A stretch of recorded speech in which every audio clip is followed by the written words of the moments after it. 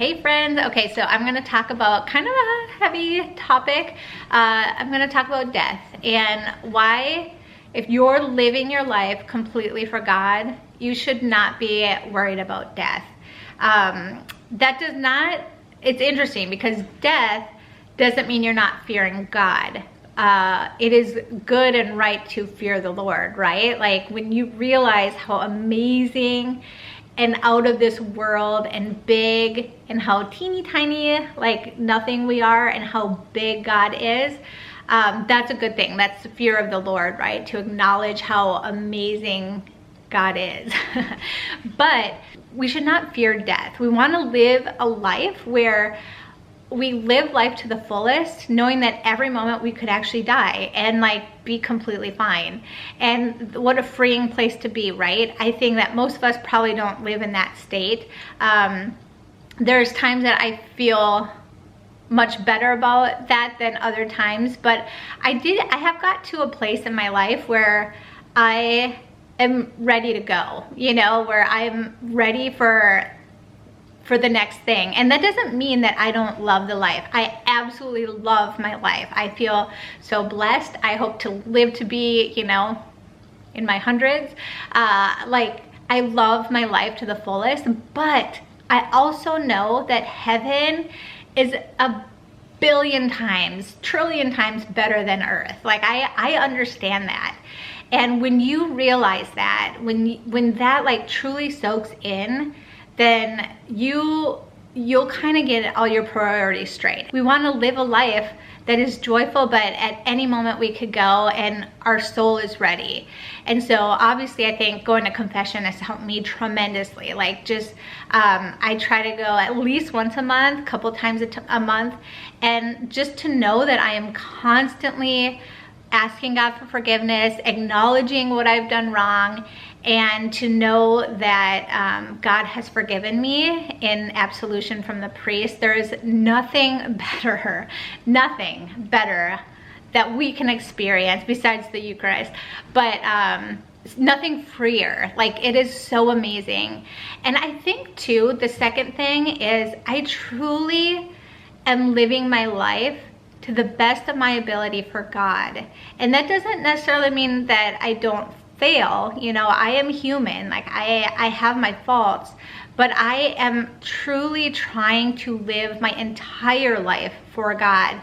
Not just in church on Sundays, but I truly believe that every part of our life, whether it's our marriage, our children, politics, our money, every single aspect of our life should have God the center of it. It should be, what would God want me to do in this situation? What would God want me to do in that situation? And when you start to live your life like that, you start to, it might be hard at first, but it becomes second nature because that's just who you are. It's ingrained in you what is good and what is evil, knowing the 10 commandments, staying away from sin. And when you start to like live the 10 commandments and truly try to do the right thing and praise God and love God through all the blessings he's given to us, it kind of becomes second nature, that you become happier as a person.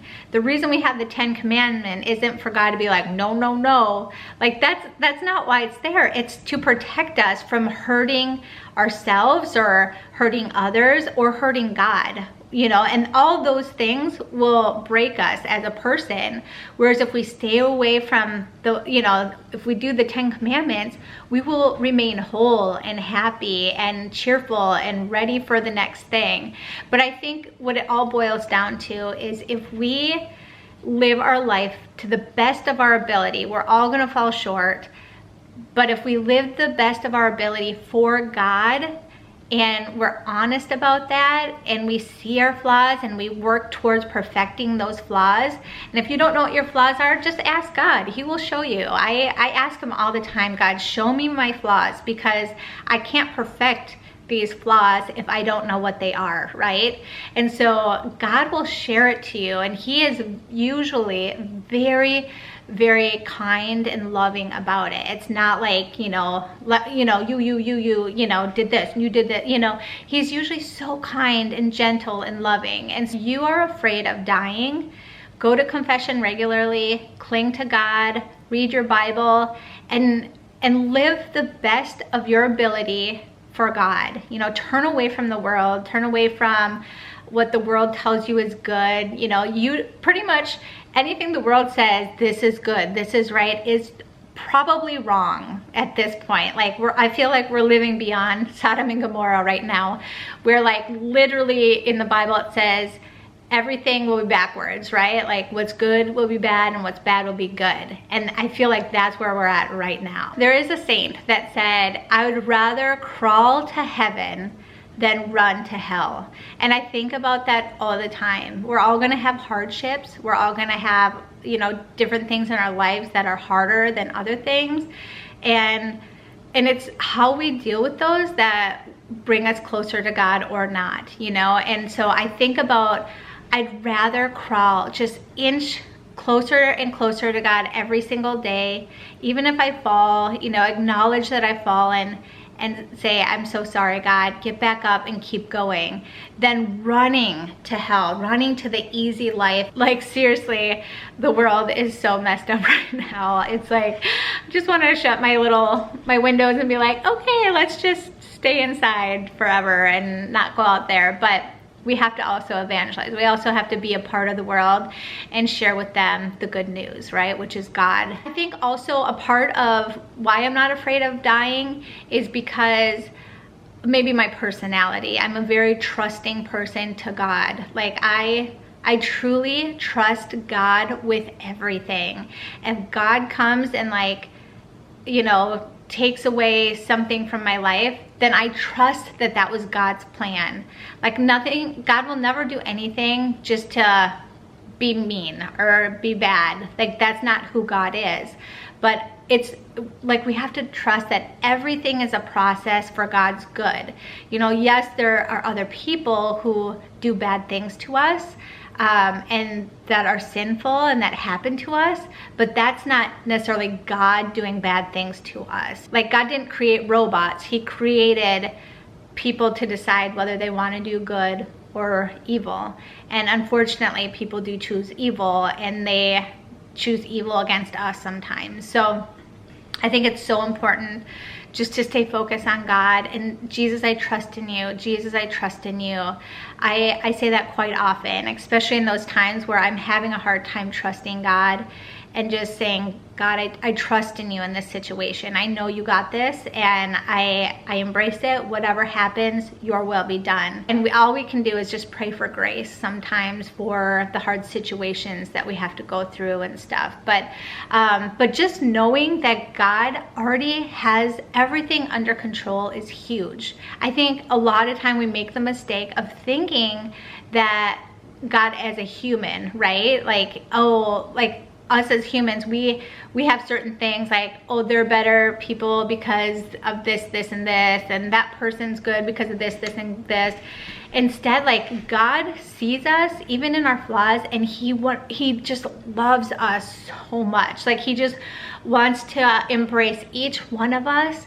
And you know, something I just read, he made how many millions, billions of people, right? And he created you. Is it because like he didn't have enough people? No, it's because he wanted to make you so intimately different than everybody else and love you so intimately different than everybody else. Like it's amazing. God created you out of love, and he created you to be loved and to love.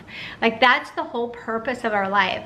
And so when we understand that, then we'll get excited about heaven. We have to acknowledge that like all we know and understand here on earth is what we see. Heaven is so beyond what we have now.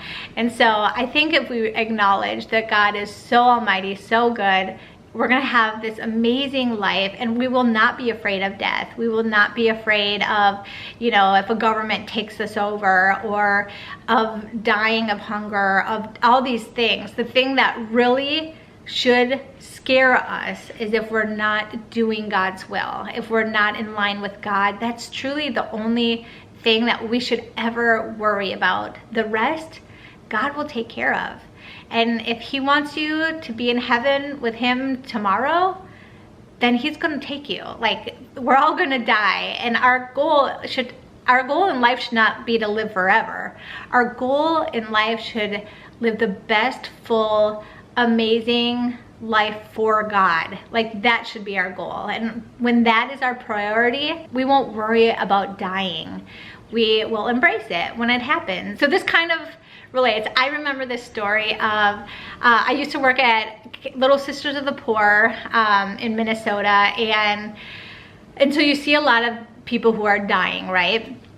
And there was this one lady, Carmel was her name, and she was from Mexico. She was the sweetest, nicest lady ever. And I just remember, so Carmel was not doing very well. Like, we all knew that she was probably gonna pass within like a week. And so it is like, this is my dream. This is the dream way to die, by the way. Carmel, and I saw Carmel always praying the rosary. Like, she was constantly praying the rosary. She constantly had a smile on her face. She just, like, I learned a lot from this lady. And so Carmel was not doing well, and so she was on her deathbed. So she had 7 children, and the 7 children had lots of children. And so, like, when Carmel was passing, there were constantly people in her room at her bedside. I'm saying like 20 people at a time for like a week straight, praying the rosary, loving her, talking to her. Like, it was the most eye-opening thing that I'd ever experienced. And I was like, that is how everyone wants to die, because you know that Carmel is in heaven right now. Like, that she is just, you know, like, she just accepted whatever God gave to her. And she had 7 beautiful children, all these grandchildren. They were all praying at her bedside, and like, she just died so peacefully. And that's the goal, right? Is to die peacefully. Some of us might lay down our life for another person. Like, we don't know how we're going to die. We don't know. But I do know that when I die, I want to be ready.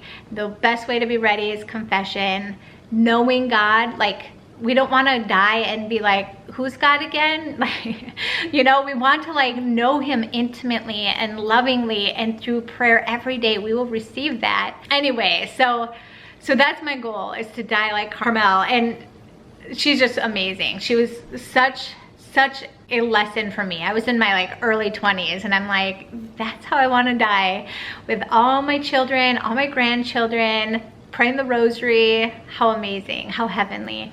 So anyway, I hope that this video helped you. Don't be afraid of dying. Be afraid of not doing the will of God, because if we're doing the best we can with the will of God, then we're gonna be in heaven. We're gonna at least get to purgatory, right? But hopefully in heaven, and that is the ultimate goal. We should fear nothing but God alone. So anyway, I hope that you enjoyed this video, and until next time, I will see you all later. God bless. Bye.